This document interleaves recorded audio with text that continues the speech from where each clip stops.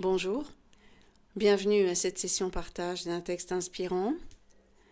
Aujourd'hui, un conte pioché dans le Mejnevi, 150 contes soufis de Jalal al-Din Rumi. Les oiseaux. Le prophète Salomon avait tous les oiseaux pour serviteurs. Comme il entendait leur langage, une amitié s'était nouée entre eux. Il existe ainsi des Indiens et des Turcs qui, bien que parlant des langues différentes, deviennent amis. Il existe aussi des Turcs qui parlent la même langue et deviennent étrangers l'un à l'autre. C'est la langue du cœur qui compte, et il vaut mieux s'accorder par cette langue-là que par la parole. Donc, un jour, tous les oiseaux se mirent à énumérer leurs vertus et leurs sciences au prophète.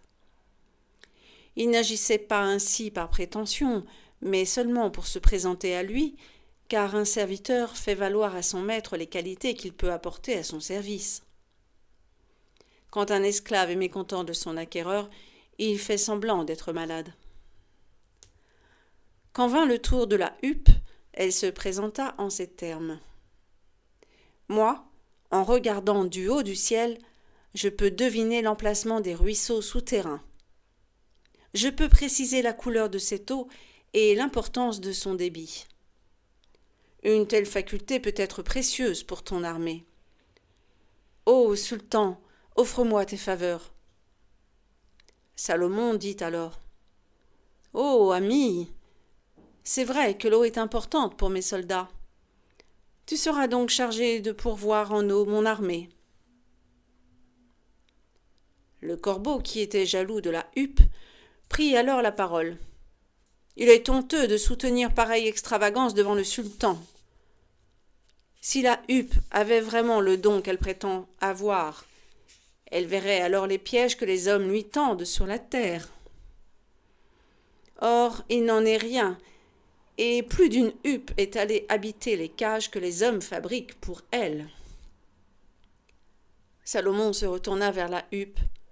C'est vrai, ô huppe, ces paroles s'appliquent bien à toi. Pourquoi oses-tu mentir en ma présence?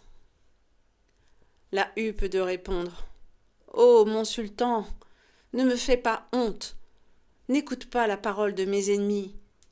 Si j'ai menti, alors tranche mon cou de ton épée. Le corbeau est celui qui nie le destin. Quand les circonstances ne masquent pas l'œil de mon intelligence, je vois fort bien les pièges qui me sont tendus. Mais parfois, un incident vient endormir la science et l'intelligence. Il obscurcit même le soleil et la lune. Et bien voilà pour ce joli conte. La huppe, un animal intelligent, visiblement, doué d'intuition, doué de capacité de discernement, qui se laisse piéger par un discours malveillant de la part du corbeau. Et c'est donc son discernement qui justement est mis à mal. C'est le voile de l'ignorance qui l'empêche d'aller dans la vérité, dans sa vérité, dans ce qu'elle peut apporter au monde. Elle a toutes ses capacités. Le voile de l'ignorance vient simplement voiler justement toutes ces possibilités, oui, sont capitales.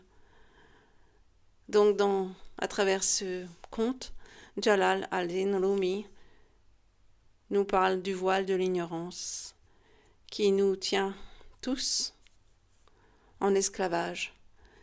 Il suffirait de lever ce voile et toutes les capacités, non pas des capacités extraordinaires, mais des capacités de notre véritable nature, de ce que nous sommes vraiment, adviennent tout naturellement.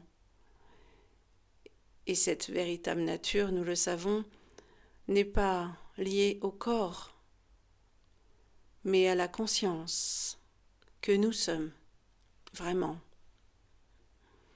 Voilà donc une invitation à lever ce voile qui vient endormir la science et l'intelligence telle que le dit la HUP. Et bien voilà pour ce partage. Merci de votre écoute, merci de votre attention. À très bientôt.